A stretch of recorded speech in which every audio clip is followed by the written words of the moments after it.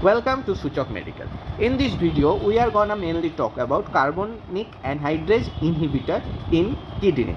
So, first of all, then we have to know what is carbonic anhydrase. So, carbonic anhydrase helps to reabsorb sodium and bicarbonate from the PCT. So, as you all know, if sodium and bicarbonate absorb in PCT with water, then urine production will be less. So, carbonic anhydrase helps to produce low urine volume. So if we use carbonic anhydrase inhibitor, then what will be the effect? It will act as diuresis, means urine volume will be high or the flow rate will be high. Okay. Now what are the example of carbonic anhydrase inhibitor? First of all, acetazolamide, methazolamide and dichlorphenamide. So these are carbonic anhydrase inhibitor, and we also use carbonic anhydrase inhibitor in topical eye drops like this one and this one, brinzolamide and dorzolamide. So this used in glaucoma treatment, but we will talk later about this. We will mainly focus on nephron or kidney function. So carbonic anhydrase inhibitor, it is sulfonamide drugs derivative. So it may be some side effect about sulfur reaction, sulfonic allergy. And how is it functions?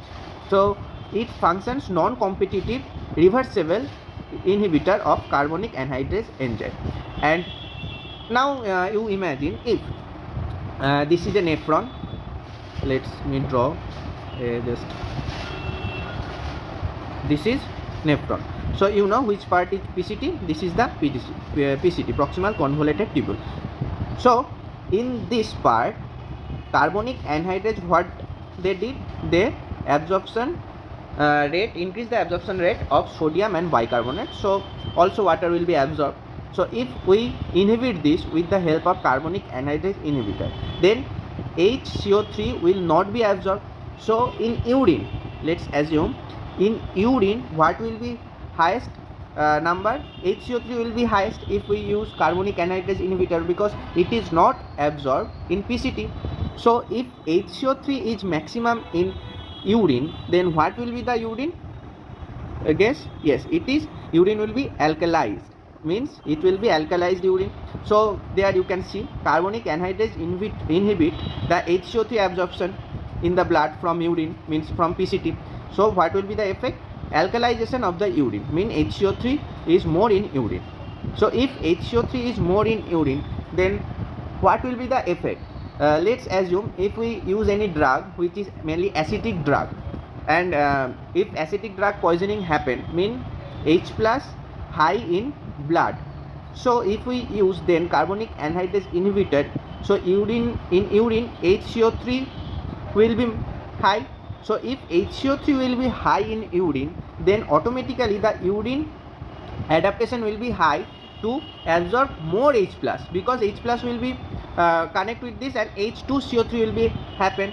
So in acidic poisoning we use carbonic anhydrase inhibitor to alkalize the urine. So this alkalized urine can get the H plus from the blood if acidic drug poisoning happen. Then what are the other uses?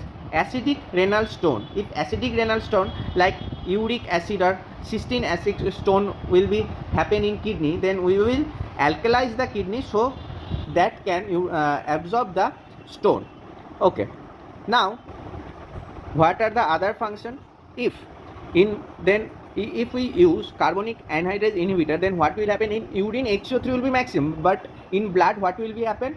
In blood HCO3 is not absorbed from the PCT, so in blood HCO3 will be low. Then what will happen? Metabolic acidosis. If metabolic acidosis happen, mean H plus will be high in blood, and if H plus is high, then chemoreceptor will be affected, and if the chemoreceptor is positively affected, then the respiration rate will be high in using of carbonic anhydrase inhibitor. So now let's see the side effect of carbonic anhydrase. The side effects of carbonic anhydrase inhibitor, first of all, this is a sulfur allergy, because in the first we see that the carbonic anhydrase, what is it? Is sulfonamide derivative drug. So sulfur allergy, So in sulfur allergy we may see bone marrow suppression, means aplastic anemia, So but the other side effects are alkaline urine means low H plus.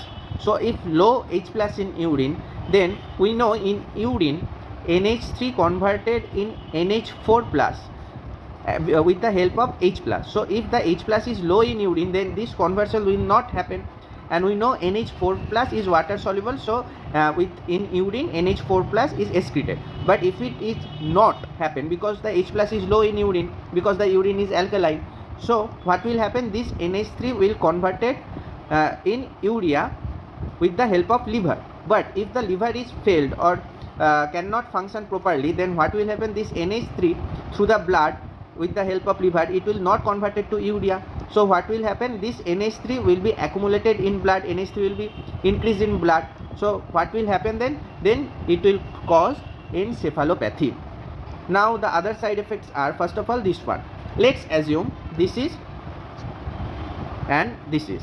First of all, this blue color is renal tube or PCT, and this is the vasa recta. So what happened there, if we use carbonic anhydrase inhibitor, so we know that HCO3 is less absorbed, means in renal tube HCO3 will be high, so in blood HCO3 will be low. And with the HCO3, carbonic anhydrase inhibitor also do not, means it prevents the absorption of Na plus also.